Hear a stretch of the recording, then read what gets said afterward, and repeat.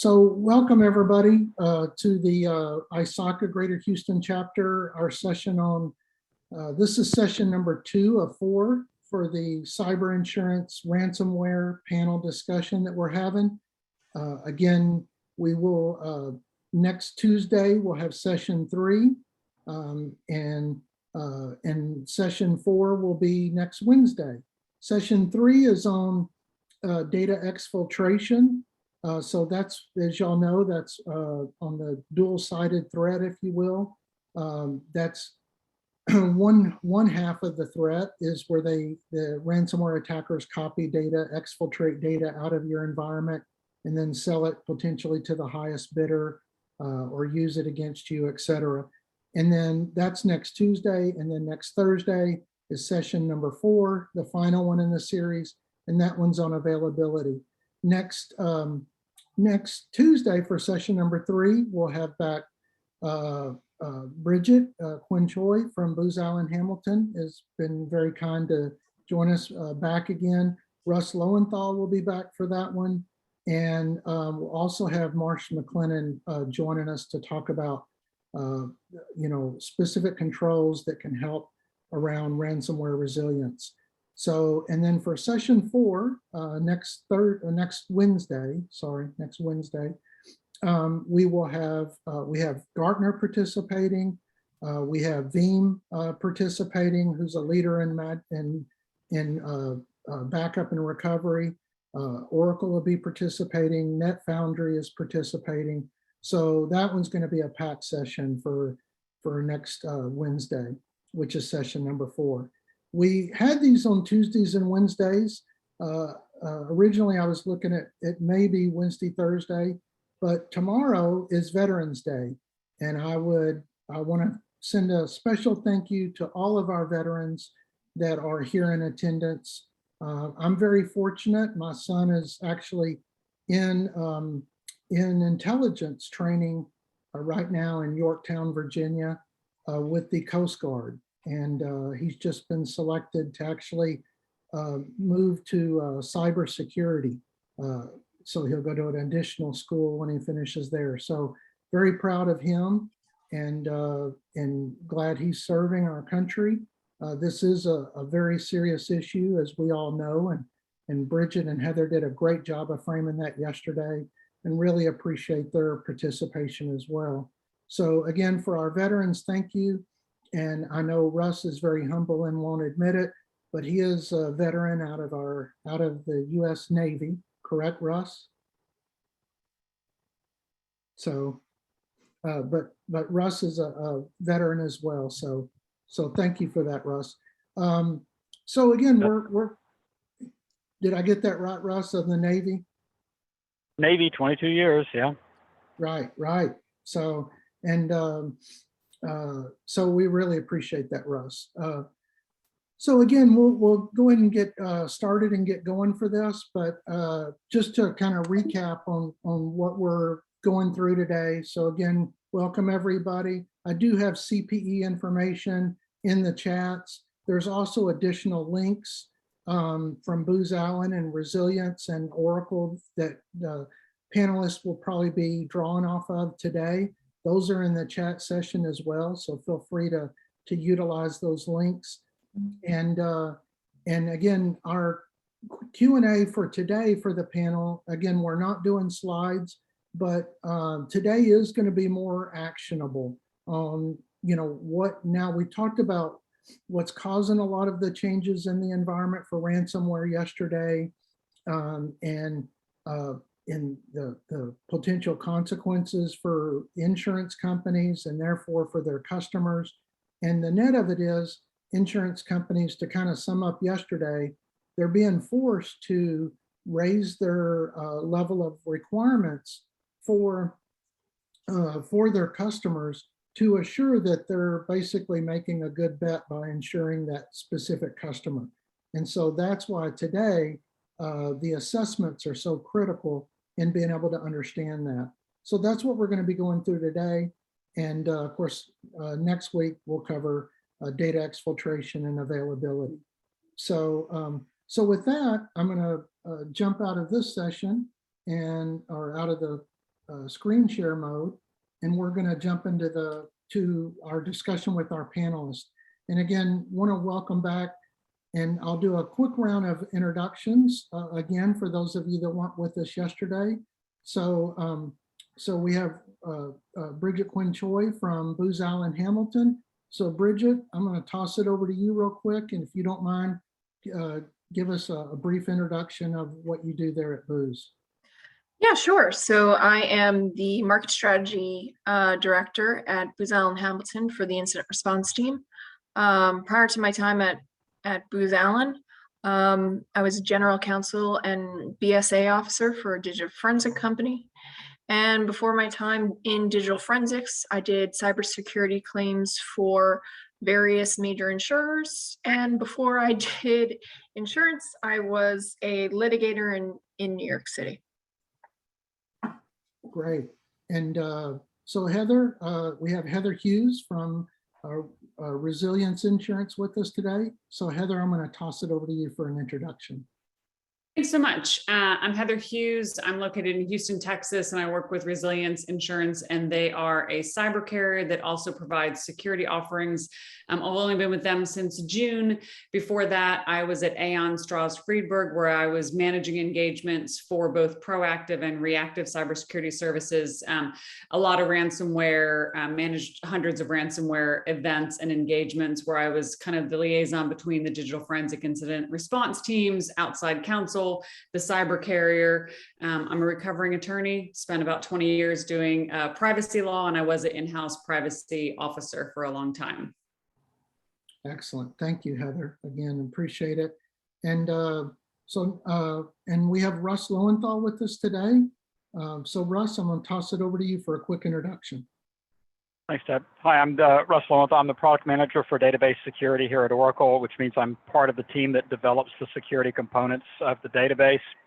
The reason Ted thought I might have something to add to this is, as part of that, I talked to around, well, a good sampling of our 400,000 customers around the world in every company, every country, every line of business, every industry vertical, subject to, you know, Heather, it would drive you crazy, the privacy regulations as you go border to border to border.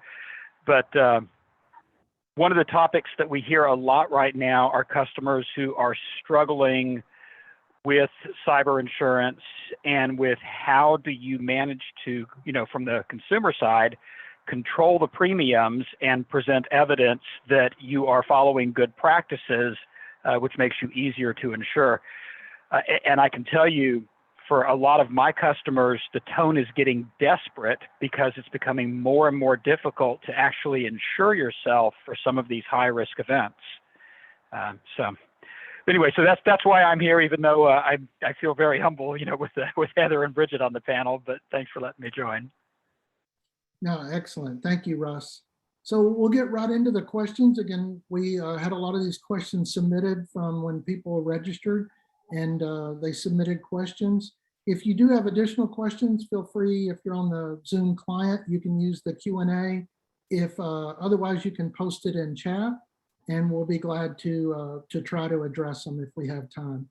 But feel free to put them out there. So, you know, I think a question that needs to be answered first off, to kind of get the ball rolling on assessments, is what are cyber insurance assessments and why are they needed? And Bridget, if you don't mind, I'm going to toss the baton over to you on that one first to talk about what are they and why are they needed? So assessments are something that is tantamount to an audit.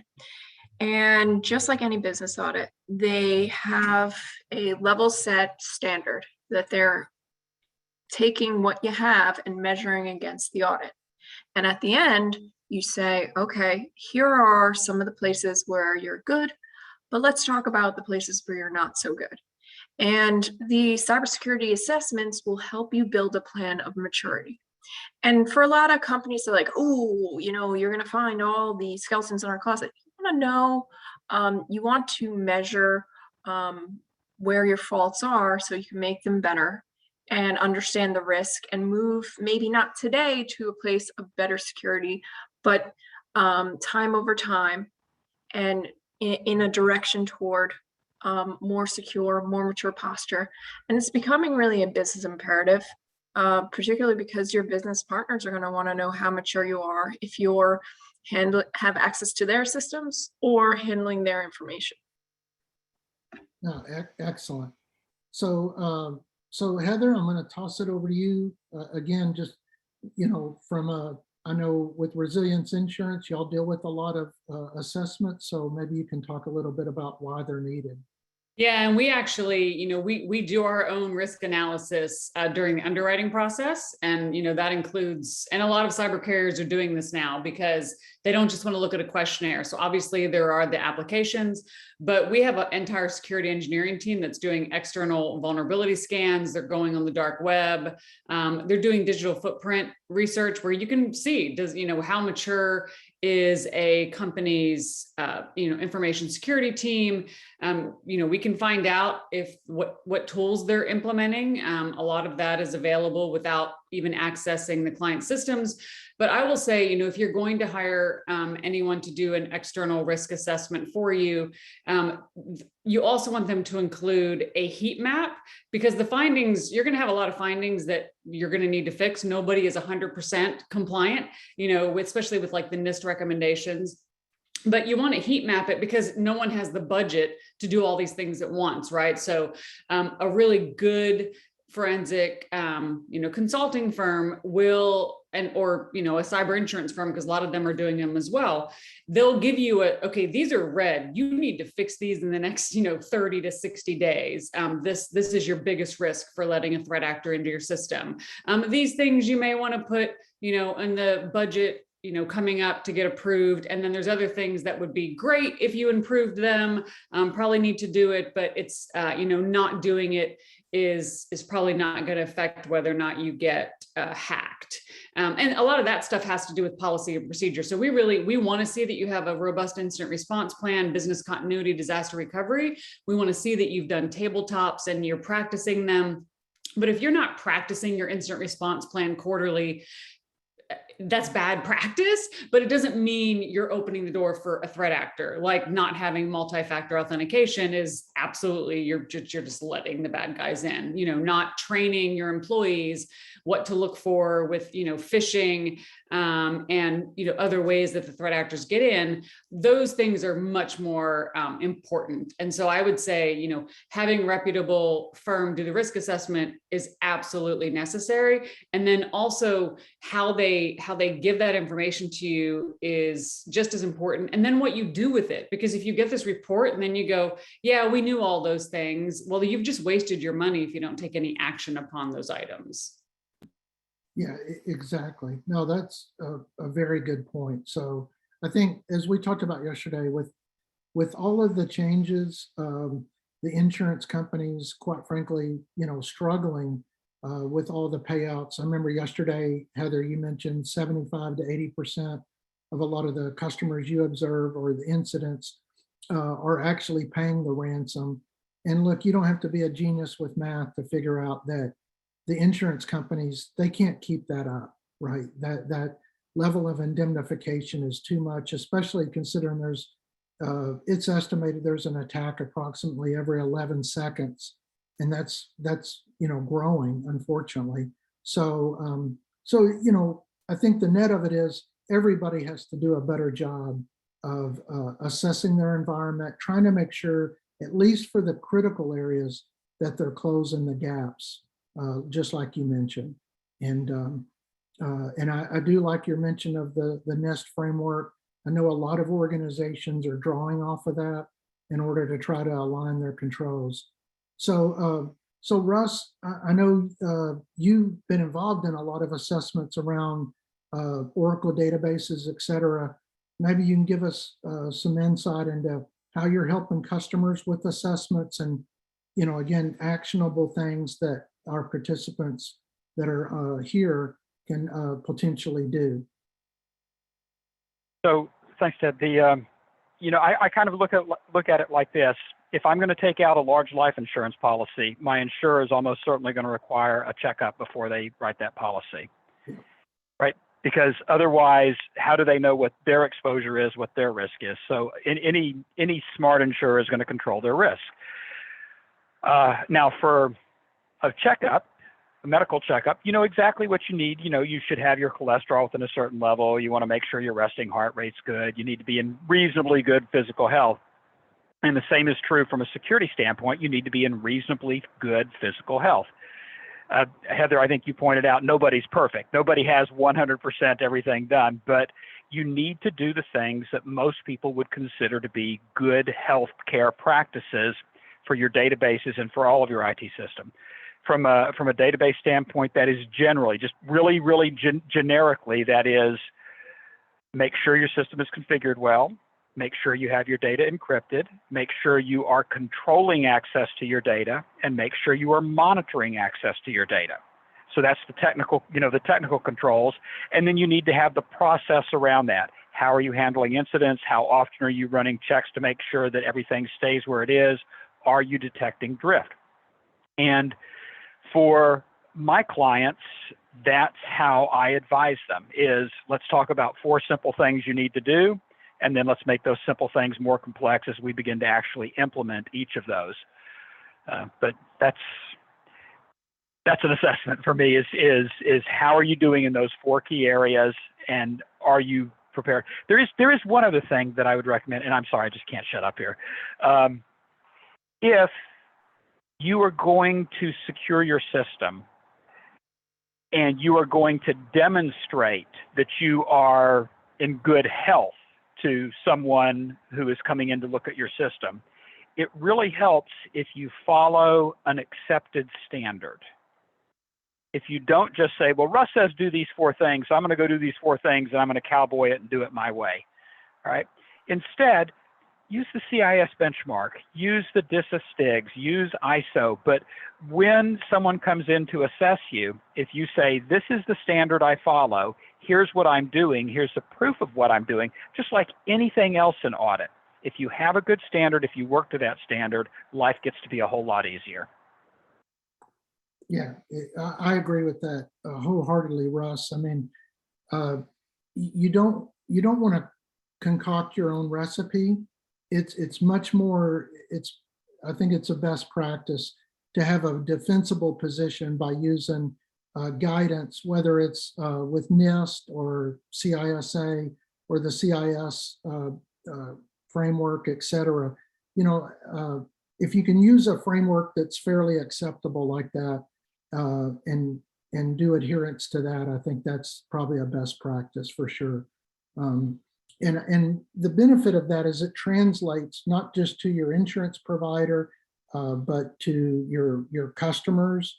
And I know a lot of organizations, a lot of cloud providers, et cetera, they work to provide different certifications like to FedRAMP or to NIST or HIPAA, et cetera. So, that's another benefit as well in being able to do it.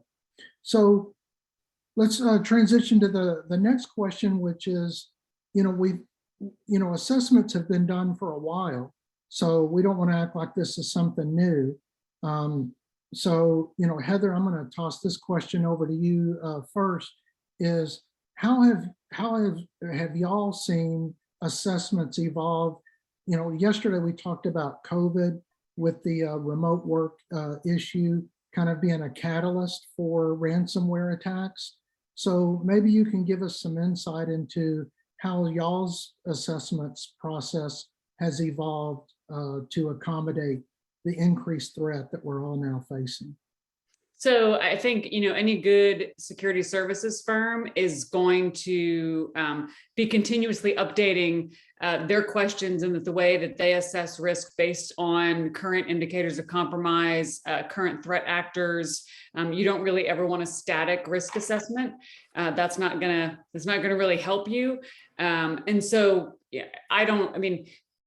Bridget's company, most proactive services companies that are nationwide that do this all day, every day are going to be, taking those good practices where they're asking questions, based on, what's new with OFAC, what's new with CISA, what we're seeing in the threat actor world. I will add, I will, I guess, guide you certain ways in that if you have a limited budget for cybersecurity, be very wary of going out and spending $150,000 on a risk assessment that doesn't make any changes. Obviously, you need to do a risk assessment.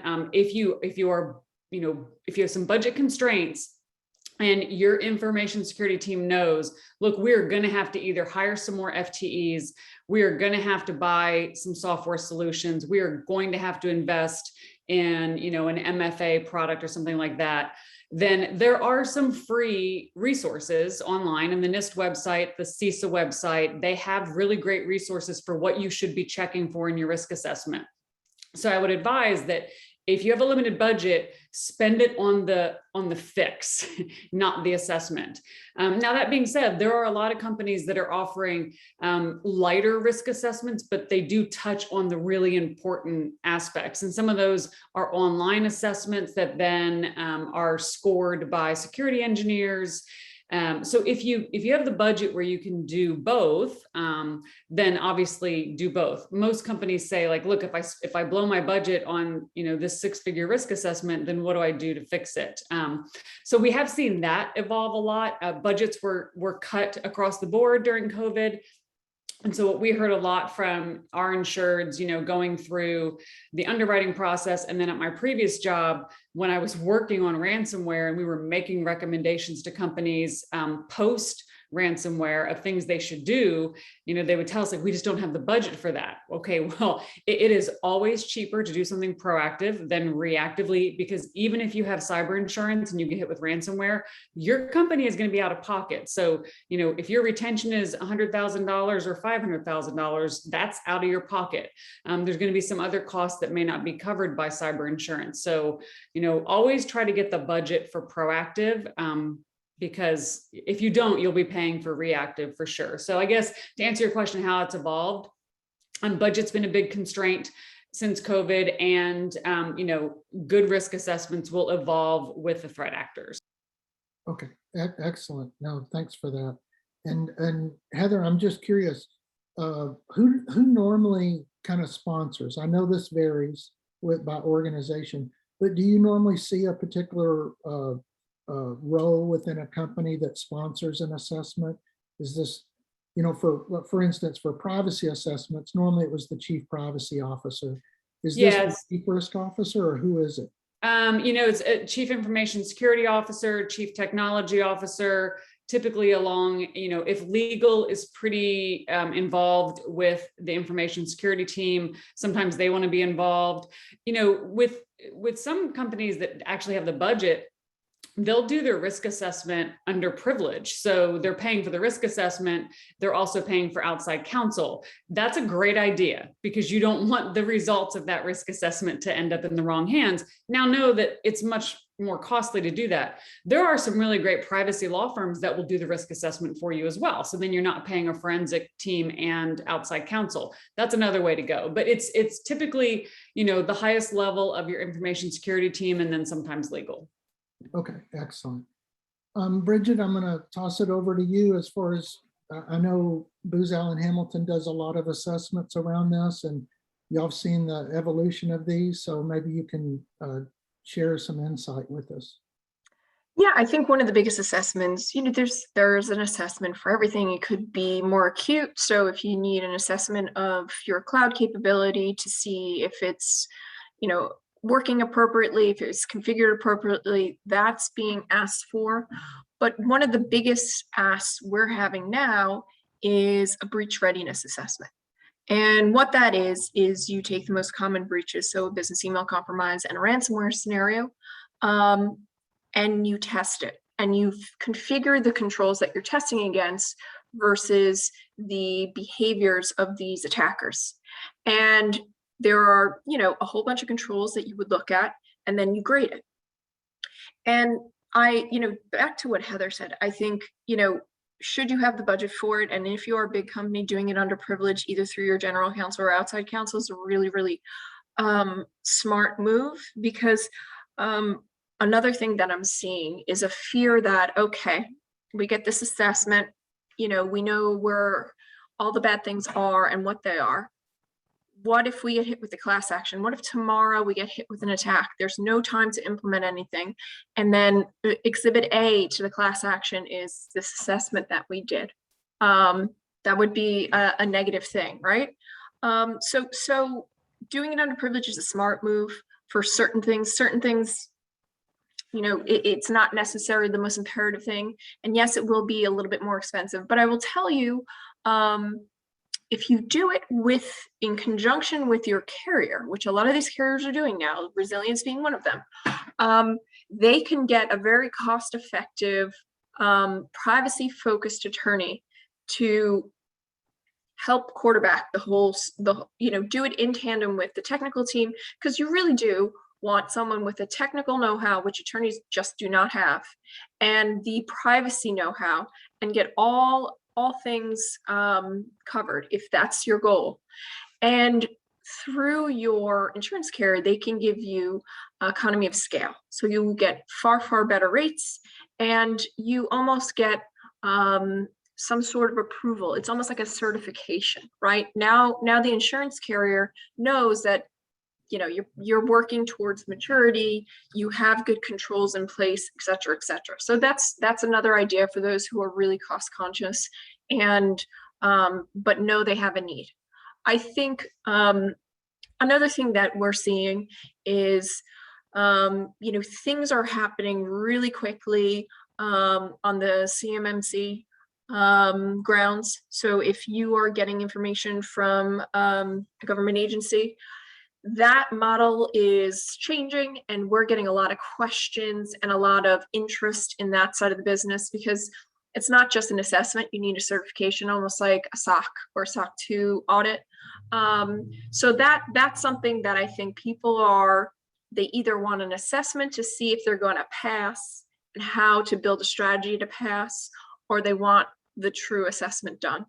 And you know, that's going to be the future. In order to prove your worthiness to do business, you're going to have to show that you are resilient. And I think it's important for companies to go through that exercise and be in the know.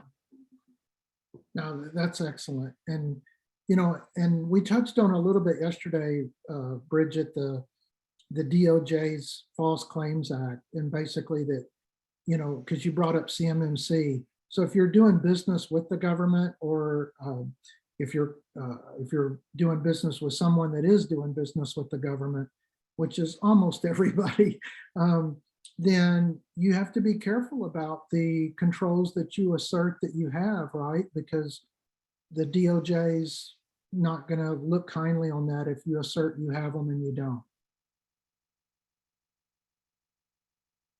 Unmute.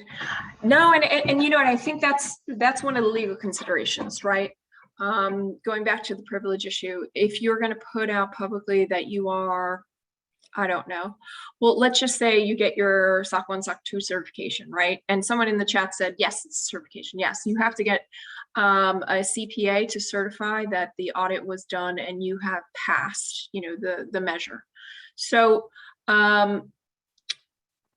if you are saying you have it and you don't, that's not going to be good for you. They're going to try to come and get you under the False Claims Act, and they're going to use the power of the federal government to root out these people, because the thought behind it is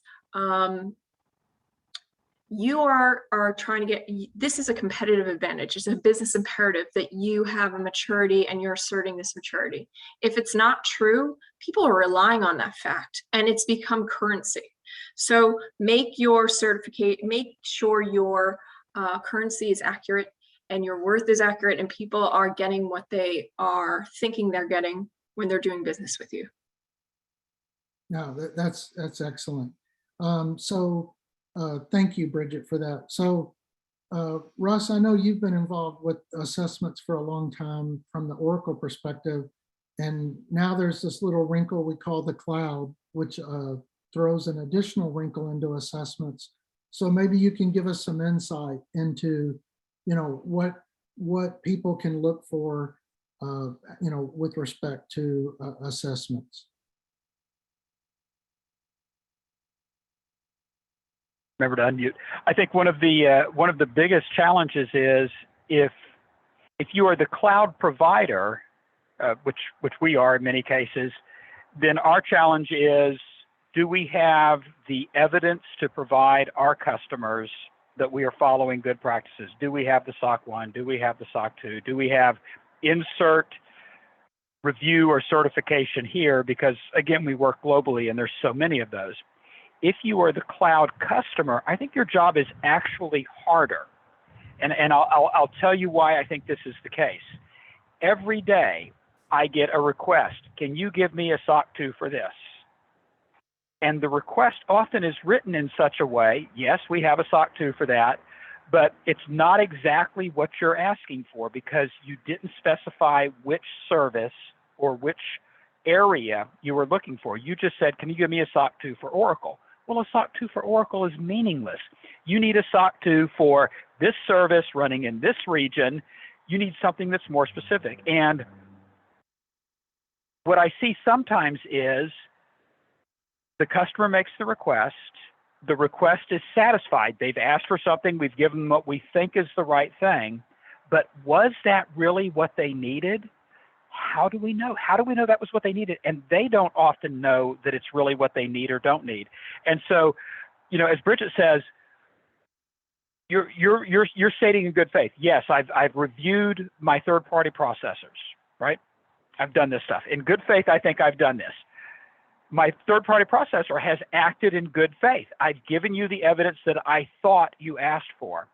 And yet, when the breach happens, when you're in court, it turns out, well, no, you didn't actually have the evidence you thought you had.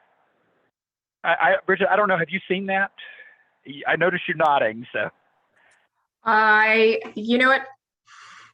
I haven't been in the litigation game in 3 years now, but I can imagine that post-breach litigation is it's now starting to mature. I think that is certainly going to be the thing. I mean, you think about class action litigation and how it's funded. It's being funded by hedge funds. There's a lot of money to be had.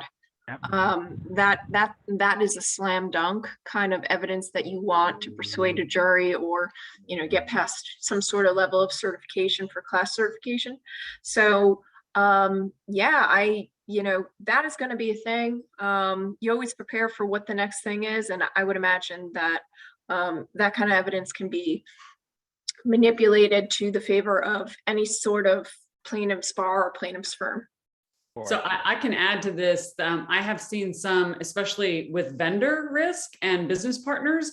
So, you know, when you do the forensic investigation during a ransomware event or a business email compromise, they trace it back to patient 0, typically, which is, you know, which one of your employees, you know, clicked on something. And then if you find it came from a trusted vendor, trusted business partner, or, you know, they sent an email that had malware or had a link in it or an attachment or whatever. And then you go back and you look, well, we did our vendor risk assessments and they filled out all of these forms saying they had all of these things, including, you know, endpoint detection and response that should have caught that. And you go back to them and they go, oh, you know, we don't have that. Well, so now I've seen litigation where, you know, the company, you know, B that was hit with ransomware and has $2 million in lost business, forensic claims, the ransom payment, their privacy law firms, all of that going back to their vendor because it was traced back that it was entered in their system from a vendor who said they had protections they didn't. So you're going to be seeing a lot more of that. And I think, you know, I'm seeing just when I meet with our own insureds, one of their biggest fears is their vendors, because, you know, you have trusted business partners and vendors where like your AP people, your HR people, your accounting team, they're emailing with these people constantly. So if your accounting team is emailing with one of your trusted business partners 3 times a day, and that trusted business partner sends you an invoice and goes, hey, is this from you? Because it looks weird. Your employee's probably going to open that invoice. And that happens a lot where, you know, it is entered into your system because of a vendor. And so we are hearing a lot that they want to do more about vendor risk assessments. And, you're sending out questionnaires to your vendors, especially if they have access into your systems. But, there used to just be trust, and now it's trust and verify. They want external scans done on those vendors. They want some due diligence done on those vendors. And I would say that your cyber insurance carriers are doing the same thing, where it used to be you fill out the application, you got cyber insurance. Now they're looking at your application and going, okay, well, we kind of trust you, but we're going to verify that all these things are true before we agree to indemnify you against any loss. Yeah, no, you're exactly right. And you bring up a good point, which actually takes us kind of to the next question that we were talking about, Heather, which is the supply chain, the vendor risk assessments, et cetera. So I know you touched on it. Anything you want to add on that around, risk, because like I said, you're only as good as your weakest link, right? So what are your thoughts, Heather, on that? Yeah, you are only as good as your weakest link. And unfortunately, your weakest link is probably one of your employees. And, I really preached this yesterday when you're doing your cybersecurity training. Your risk assessment is going to have a lot to do with, your policies, your procedures, any sort of software solutions that you have in place. But it also has to do with, how often you're training your employees, who they are your best defense and they are your weakest link. You want good phishing training. And I did mention this yesterday.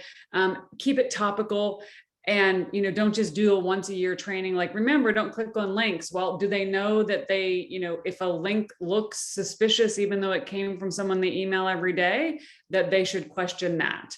At my former company, we would do social engineering, phishing, pen testing exercises, and we would do something very specific to that city. So, for example, we did one in Houston the last time the Astros made the World Series a couple of years ago. And so the email went out. It came from HR. It really did come from HR. And it said, the first 10 people to register will be entered into a lottery to win 2 World Series tickets. And then our pen testers were literally sitting in a van in the parking lot running this. And they called me and they said, we're getting a bunch of IPs back that aren't this company's IPs. Because what the employees did, not only was it 100% participation in this phishing scheme, they were emailing and forwarding the email to their family and friends saying, please register, it'll give us an extra chance to go to the World Series. They had to shut it down after like 35 minutes because it was too successful. And now we had other companies' IPs that we're not being paid to do that.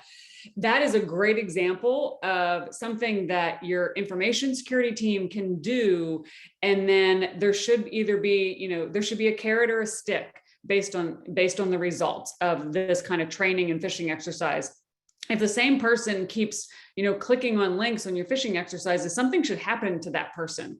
And I've seen companies, as harsh as 3 strikes and you're out and you're literally fired, to the carrot where it's, okay, the team that sends to IT first that this is phishing gets a half day off this month. So have something that the employees either get or get punished for doing it. And it has to be really often because the threat actors are using those tactics. No, that's excellent. So thanks, Heather, for that. So Bridget, what do you want to add around? And I'm just sitting there thinking, I don't know that I could have resisted 2 World Series tickets. I have to tell you, it would depend on where the seats were, so if they were like behind home plate or something, that's just like cruel and unusual punishment, not to try to claim those. But anyway, Bridget, what are your thoughts on vendor and supply chain? Supply chain risk is really, really difficult to assess. I know a lot of people are using companies like Security Scorecard and BitSight and the like to at least get an independent verification. So do an external scan. Yes, it doesn't tell you everything, but it gives you some flavor of whether what they're purporting to you is true, and it's not terribly expensive. And it's one way to take the control into your hand and then have a conversation with your vendor, say, hey, we saw a scan and it said, you know, X, Y, and Z. How do you, can you explain that? Let's have a deeper conversation, right? So I've seen a lot of that. As far as the phishing training, I wholeheartedly agree. It must be done regularly, often. Triple emphasis on executives have to do it. I think Verizon, you know, has a report every year, and one of the things that they measure is what's really who's most likely to click on the link, and it's not your lower level employees. It's those who have not taken the training, because the training does work. But some people think they're above it all, and no one should, just like every other training, you know, fire drills, sexual harassment, that kind of stuff. Everyone's got to do it. So I think that's a really important thing, but I think it's really a cultural thing. You have to have a culture of zero trust. I know it was in the chat. That goes for internal risk and external risk. No one is safe. It's not that they're untrustworthy. It's that they're unsafe. Just like, you know, money you take off the floor, it's not clean. So you got to make sure you're dealing with that understanding of risk accordingly. That includes your vendor and supply chain risk. Yeah, no, that's excellent. I agree with you wholeheartedly. And look, we all heard about the SolarWinds, breach, et cetera. So again, you're only, as Heather said, only as strong as your weakest link, whether it be an employee or whether it be a supply chain vendor. I remember the Target breach as well due to the HVAC vendor, right? So it's very difficult to do, and that's why I think these assessments are so critical, and being able to hone in on that. So Russ, what are your thoughts on how you're on the supply chain and vendor risk assessments and what you're observing there? Much like ransomware, supply chain comes up pretty frequently, and as a supplier, as a vendor, it's really hard to address that question, because if someone says, what are you doing to make sure that your source code isn't compromised? Well, that gets into things that I really can't talk about a lot of times. So you have to speak in great generalities, and if you put yourself in your customer's place, which I think any good person does when you're asked that question, I always have the worry, well, if Oracle's software were compromised, that would be awful. We hold something like 75% of the world's relational data in Oracle databases. That would be a pretty big data breach if that happened. So, as you ask a question for which there is no good answer, Ted. It really comes down to, are we following best practices? Are we taking the, every precaution we can? And then what evidence can we give? Because there is no certification. There is no real, there's nothing I've seen, no evidence that I can supply to someone who asks me, how are you protecting your software? How are you making sure that my supply chain through you is good? And keep in mind, and I think this is true of every software vendor, you look at Oracle, right? If you ever look at any of our documentations, we always list, here are the third-party libraries we include. All right, we at least document it up front, but every software package you buy now doesn't just come from one person. It comes from one person who is sourcing software modules from another person, who is sourcing software modules from another person. And so how far back can you possibly trace in that chain? There's only so far. So work with a reputable vendor, make sure, ask them, listen to what they're saying, but I don't know a good assessment methodology for supply chain risk. Right. Oh, thank you, Jessica. Yeah. It is pretty, by the way. The advantage of power outages and internet outages is you get to go to the park. Hey, Russ, I have a quick question. Go ahead, Bridget. one of Biden's big initiatives was that if you're going to do business with the government, you're going to have to share with the government some of that security, how you're testing it, where you're developing your code, et cetera, to avoid another SolarWinds scenario.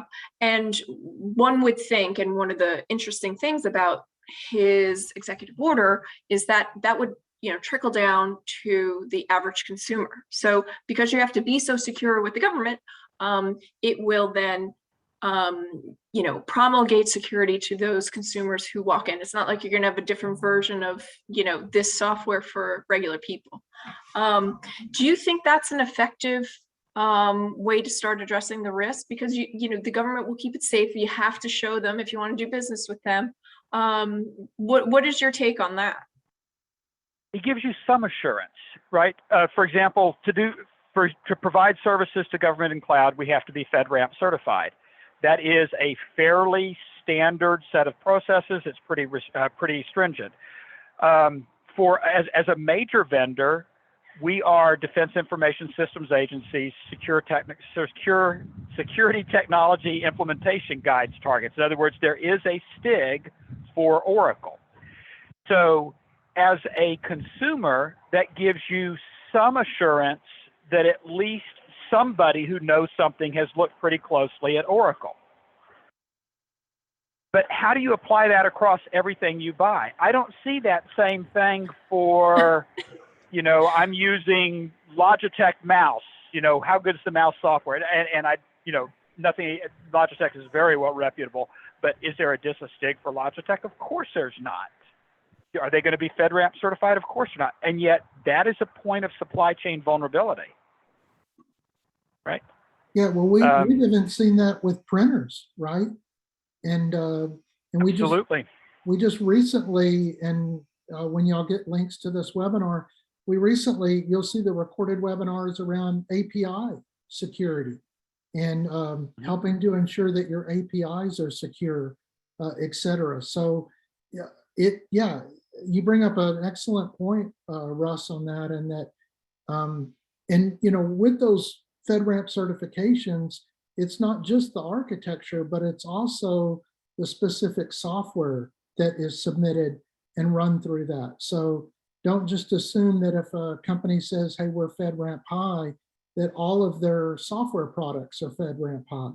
It would depend on whether they were submitted for certification as well. So it's good to check into. But anyway, yeah, that's a good point, Russ. So Russ, I haven't started with you, so I'm going to start with you on this one, and this is our last question of the day, and I think it's a big one. Is what do customers do when some of their assets, and in this case for you it'd be Oracle databases, are in the cloud, and some of them are on premises? How we're talking about assessments. How do you do assessments when part of your environment now lives in the cloud, which is almost true for almost all customers, and part of it lives on premises? I actually think that's easier in a way, Ted. Certainly the stuff that's in the cloud is easier. You are able to get some sort of evidence from your cloud provider, right? And you're also able to run your own tools to look at those databases. And again, I know I'm just talking database, but whatever system you're looking at, if you're looking at operating systems, if you're looking at databases. So from a technology standpoint, I think the cloud is in many ways easier. As you get to on-premises, you want to try and hold yourself to the same standard you are holding your cloud provider to. And again, you see everything in this line of work. I'm sure we all have seen this, but it is not unusual for me to be talking to someone who is doing great due diligence around the service they are sourcing in the cloud. And then you take a look at what they're doing with their internal IT, and it doesn't even come close to that level of security, of process, of rigor.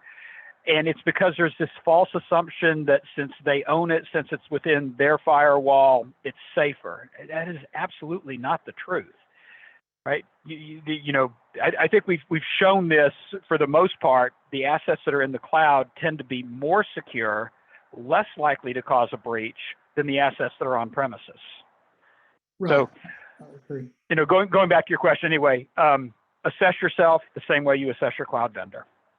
Yeah, and we do have a question. I want to address it while I've got you here. So Eric Reed asked, he talks about the STIGs. They don't necessarily prevent a 0-day event, which I agree with. And FedRAMP's good, but it's not a guarantee. That's accurate also.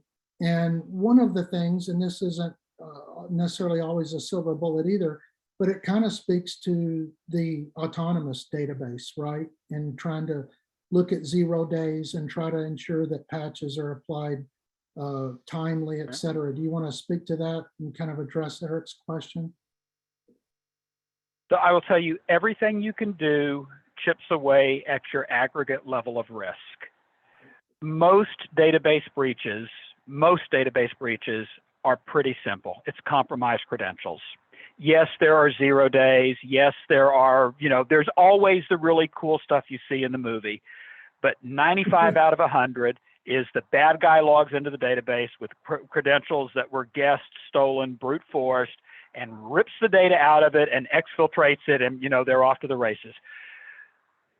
Autonomous chips away at a lot of incremental risk, right? It's great technical control. Yes, your patches are applied quicker. Yes, encryption at rest and in motion is done. Yes, you have a ton of tools in there, but it doesn't absolve you of the need to do the basics, because it's the basics, at least in my world, what I see, and Heather, I think you probably see more than I do, but the breaches that I'm involved with, almost always, it was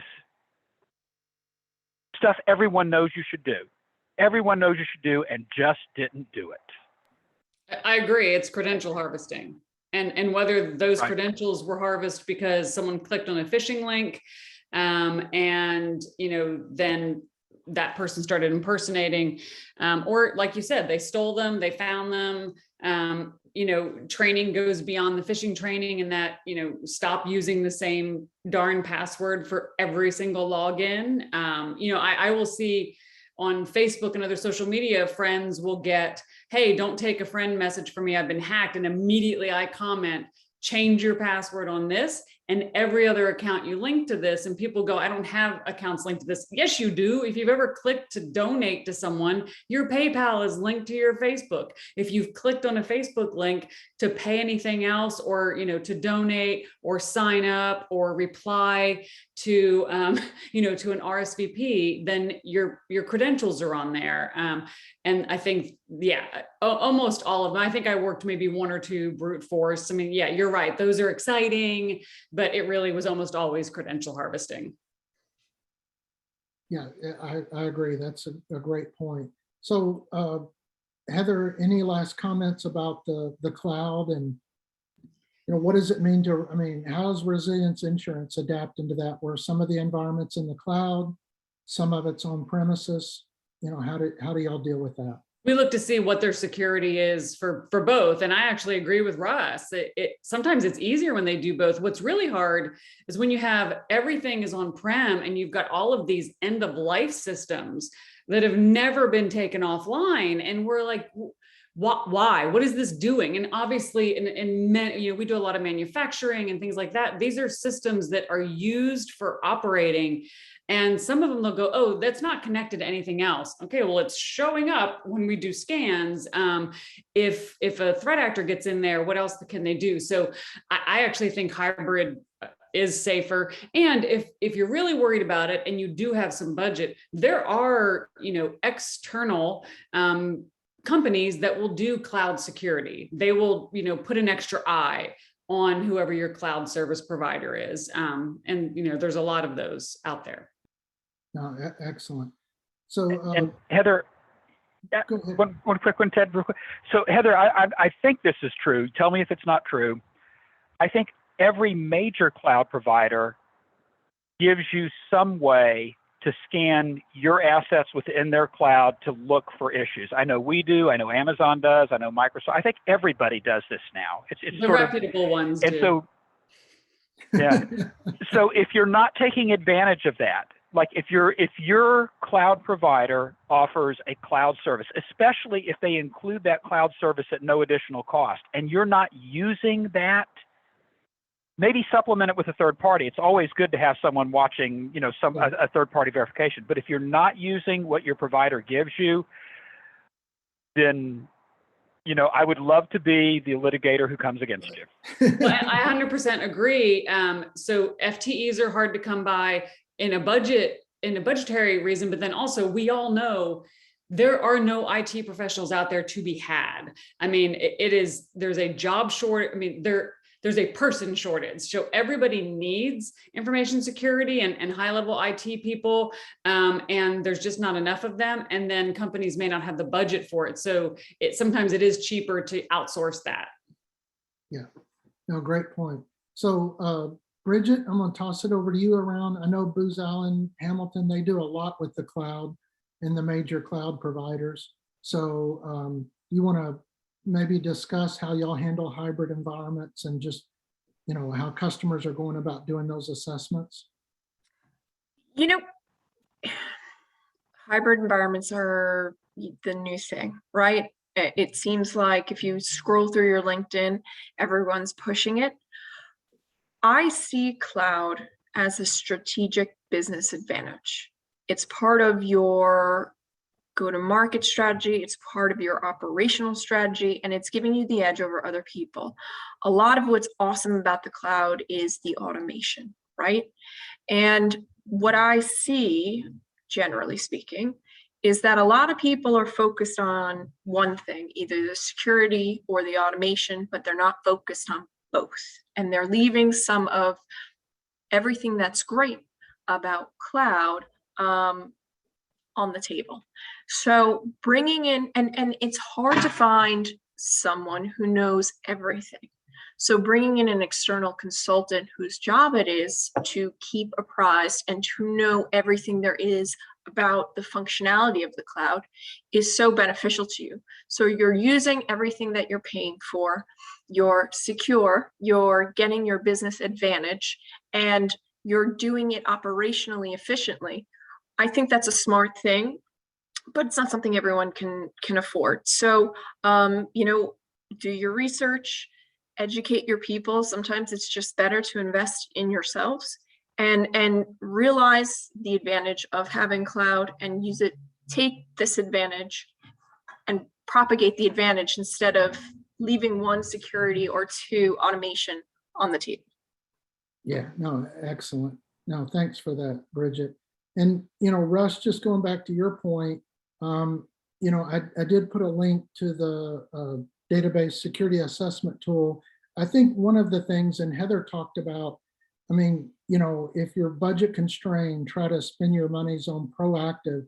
Again, the insurance companies can obviously help you with assessments and the advisors, but a lot of the software vendors provide complimentary assessments.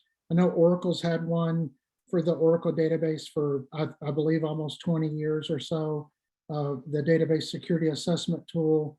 And then we have the data safe.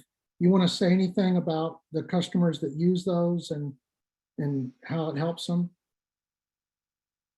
But I think what it does for you is this is what Heather and I were talking about before, that class of tools that the vendor provides that gives you at least their perspective on how you're doing with their assets. Yeah. And it just really goes to, if your vendor provides something like that and you're not using it, then you're leaving yourself open, and they know their software in most cases better than anybody. You're just leaving yourself open. So if you're not using things like the database security assessment tool or CloudGuard or DataSafe in the Oracle Cloud or the equivalents elsewhere, then you really are just unnecessarily exposing yourself to risk and probably spending money you don't need to spend on third-party tools. Yeah, exactly. No, it's well said. So, so I know we're up on our hour, and this has been a great discussion. Really want to thank Bridget and Heather and Russ for their contributions on the session. Again,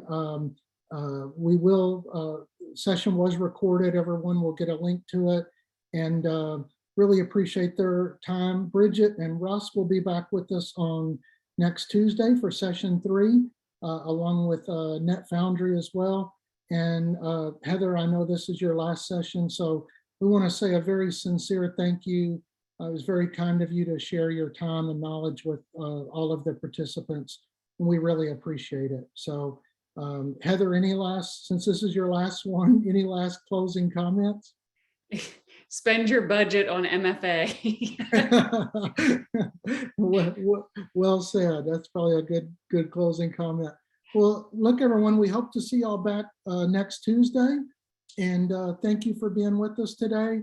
And I hope the session was beneficial. I know we didn't get to everyone's questions, but we will. I'll look at the chat and the Q&A and try to make sure we got most of them addressed. Thanks, everyone. Y'all have a blessed week, and we'll talk to y'all next Tuesday. Bye-bye.